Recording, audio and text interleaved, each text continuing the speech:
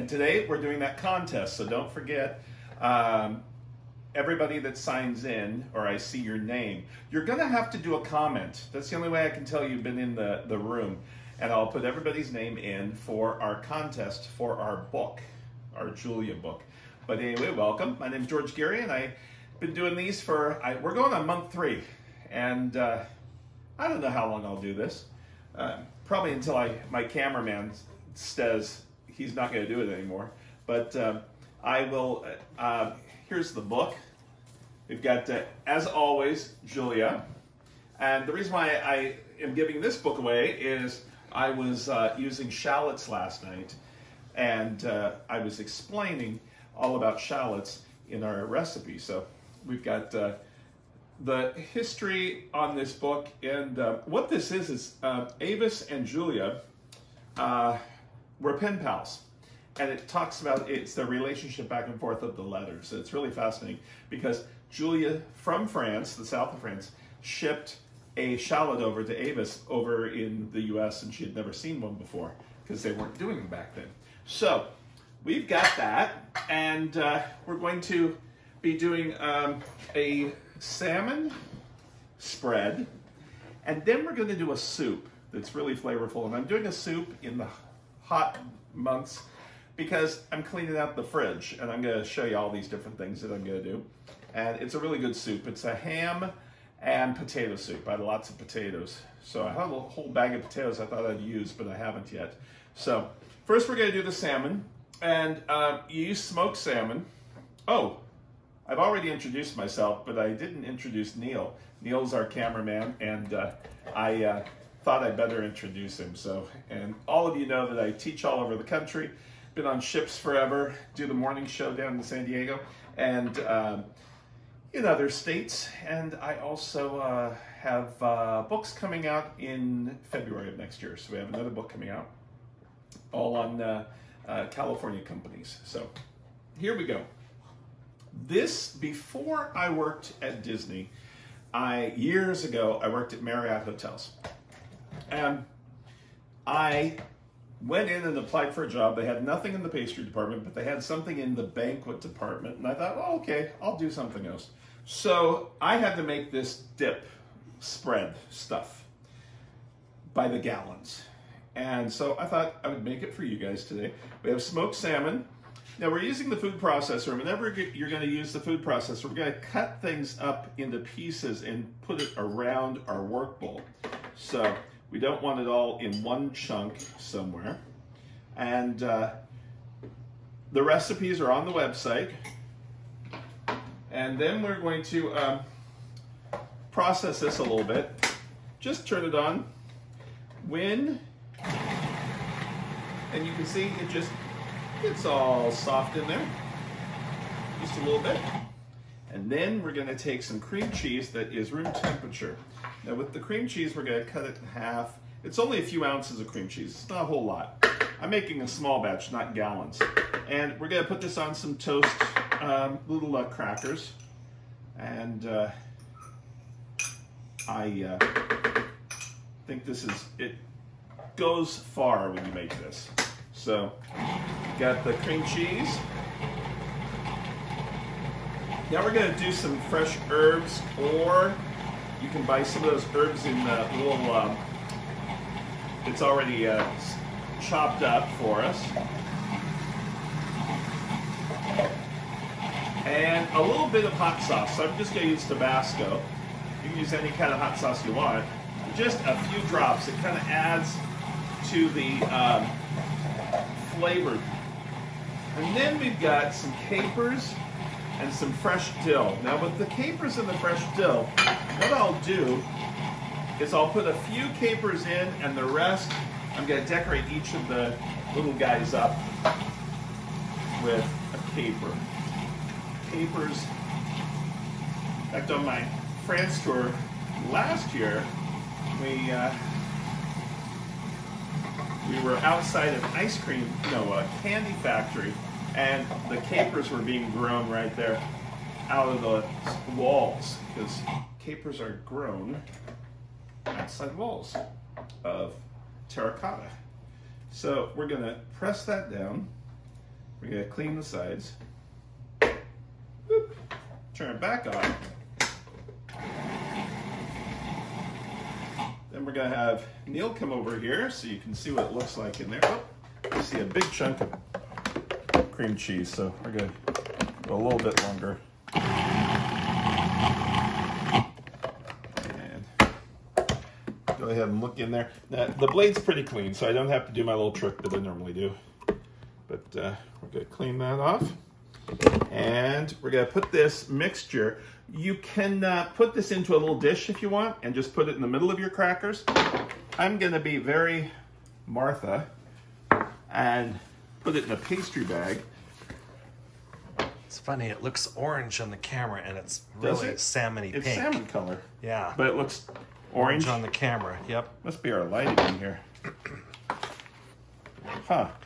So the salmon is not orange, it is salmon pink. Or, what do we say? Salmon. Or terracotta. It looks terracotta. Okay, so there we've got our crackers. This is what you should do, is always have your crackers already on your dish that you're going to, instead of trying to do each one. And then we're going to take, sometimes they'll come up, so hold on to them. Do the circles. And if you aren't good with a pastry bag, practice. Everything looks so much nicer with the pastry bag. It's a fancy establishment. We are very fancy here. Then with those, we'll just do a long stripe. Just like that. We'll push those around to try to... In fact, this plate was Julia's. I like to use this green plate once in a while because it just looks nice with food. You normally don't think green plates are that. I'm gonna take one of these crackers out because I've got too many. But you can try one that way. There we go, that'll work. I was trying to do too many. There you go. Now, you'll take a caper. Let me clean that. You'll put one caper on each one. Just, you gotta have some decorative, whoop, and they roll. So you go, whoop, see? You need little tweezers. Yeah, I have tweezers when I'm doing food styling. Just like that, one little caper on each. And when they fall, poke it. There we go. Nobody sees. It rolled off. It roll. Stop it, it doesn't want to be on there. You talk to the food, it will work. Then we've got some dill. Take a few little pieces of dill, just like that. And this is what we would have to do. We'd make hundreds of these things. There the dill fell. So make sure you use some little tweezers.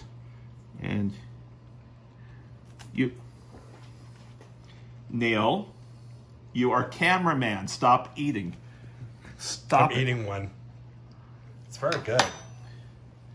See, you have to feed your cameramen. It's the same thing on the morning shows. The cameramen, so they make you look good, you take extra food. And the cameramen right now must be on diet since everybody's doing things at home. So you can take little tweezers and do this, but one caper per, and then a little bit of greenery on each one. And there is your little salmon toasties. You can make little, what we do in the south of France when we make these, because we do these in the south of France also, what we do is we take and we'll do a baguette that's a day old. Baguettes, the next day, they become little crackers, like crazy. There's no preservatives, so the baguettes go bad the next day. And making something like this looks really good. So we've done this. Now we're gonna do our soup next, and we'll be right back to show you how we put our soup together. Okay, we're back with making our soup. And the reason why I'm doing soup in the middle of summer, first of all, something warm does make you feel cooler. But the reason why I'm doing it is I've got a bunch of stuff in my fridge that I've got that's gonna go bad. And it's normally Sunday when you make soup, but I'll explain certain things. And I'm gonna make a ham and potato soup, but I'm gonna have corn and all sorts of things in it. The recipe is just a basic guideline. Go ahead and do other things you want, but you always need the 3: carrot and celery and our onion. And we're gonna take that with some butter. And I make big pots of soup. It lasts a while. And Neil has it for like a while, don't you? Yep, I can graze off that for a week. But then there's sometimes when you'd like it longer because my soups are pretty good, aren't they? They're very good. Of course he's going to say that. They're very good. But they are tasty. So we're going to do this for a few minutes until it gets softened and I'm not throwing it all over the place. I've got some oil and some butter in there. Double the same amount of both because the oil and butter together will not burn as quick as just butter will or oil. The other thing, I've got stock. I made my own stock, chicken stock. You can go ahead and use vegetable stock or you don't have to make your own. The recipe that I have does not have corn in it. But I had about 3 kernels of corn, so I took all the corn off the husk and the cob and made that. So I'm cleaning out the fridge. Now, it calls for ham chopped up. Well, normally for about 3 weekends, once I purchase a pound of bacon every week, and you have to use it pretty quick. So what I'll do is I'll only really cook up about a half a pound, and the rest I throw it into a Ziploc baggie, throw it in the freezer until I've got enough. So I have a lot of bacon. I pre-cooked this just a little bit, just to soften it, and it came out of the freezer. So that is instead of a ham in the recipe. We've got ham hocks, which are kind of difficult sometimes unless you have a butcher around. So I'm using 2. You normally use 1 in this recipe, but I'm making a big batch. Then I've got potatoes, and the potatoes I worked on, and I didn't, boy, I'm like throwing this stuff all over the place.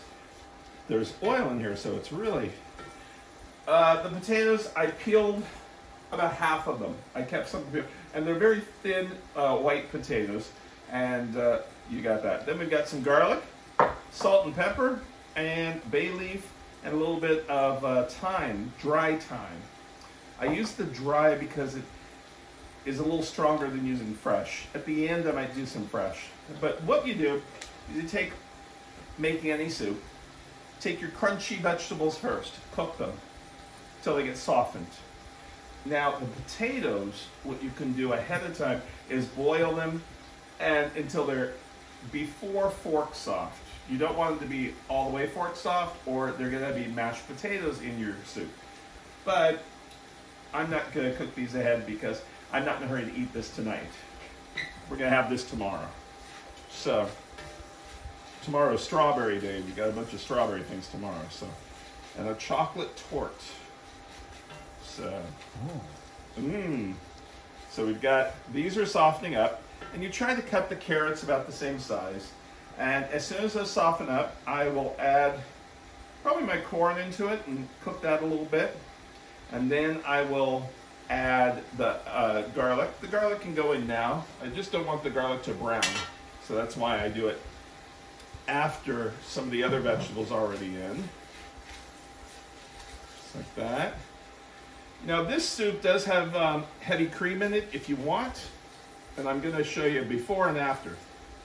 If you want to put heavy cream into it, make it a creamy soup or not. You can also puree half of it with the potatoes and then have the chunkiness of the other things, and you'll have a creamy soup that way too without all the cream. So now we're going to just put our ham or bacon in that was cooked just a little bit, and then we'll put our corn in. Now the thing is after it cooks for a while, which I'm going to look the exact time because I like to, 45 minutes uncovered. So after it's done 45 minutes with the ham hocks, then you pull the ham hocks out and take off any of the meat that's on the ham hocks. So here's our stock. We'll put that in next. And if you need more stock, go ahead and add more.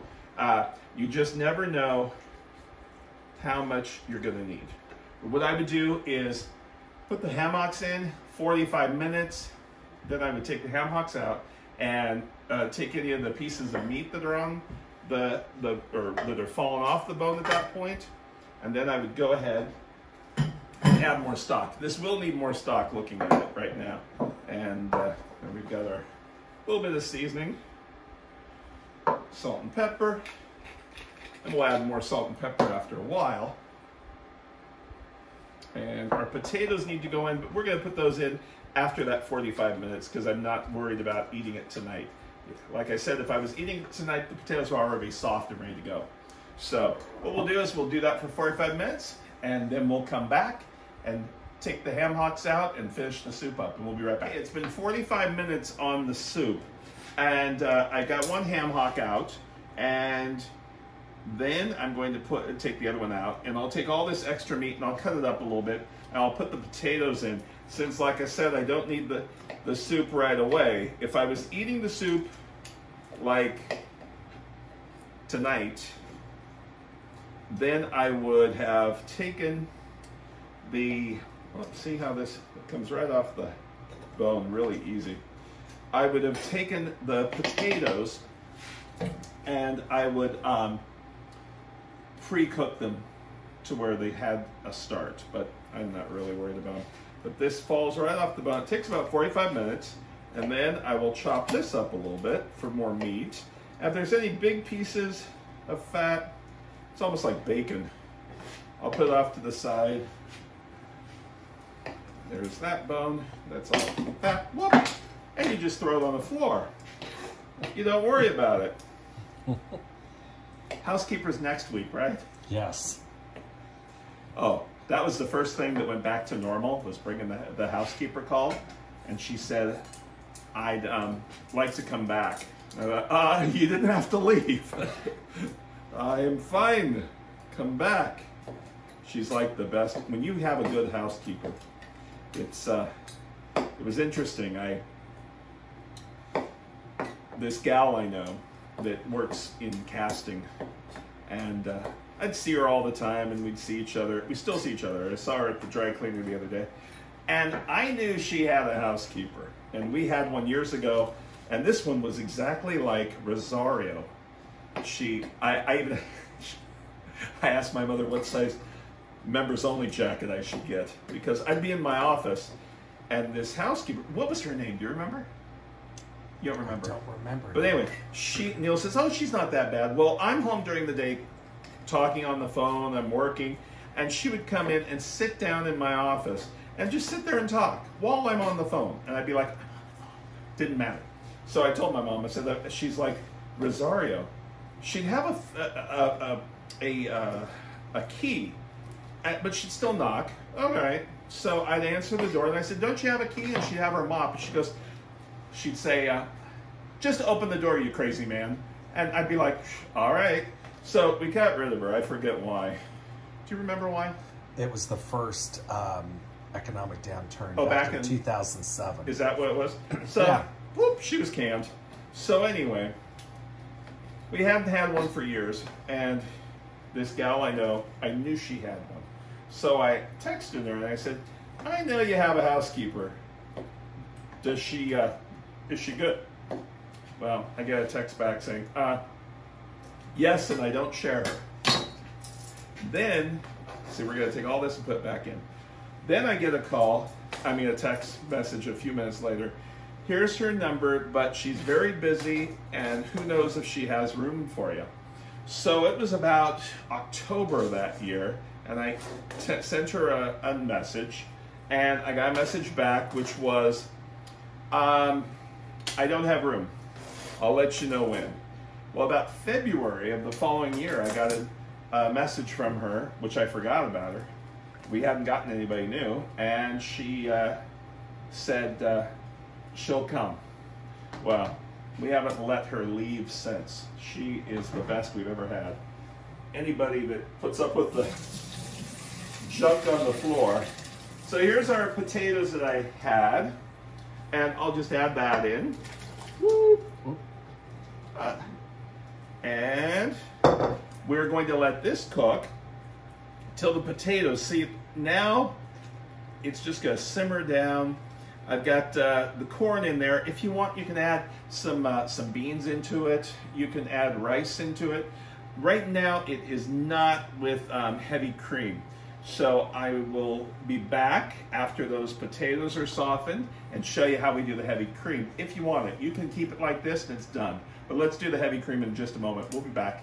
All right, our potatoes are done. Now, keep it like this, like I said, and you can just serve it. It's really, I like big chunks.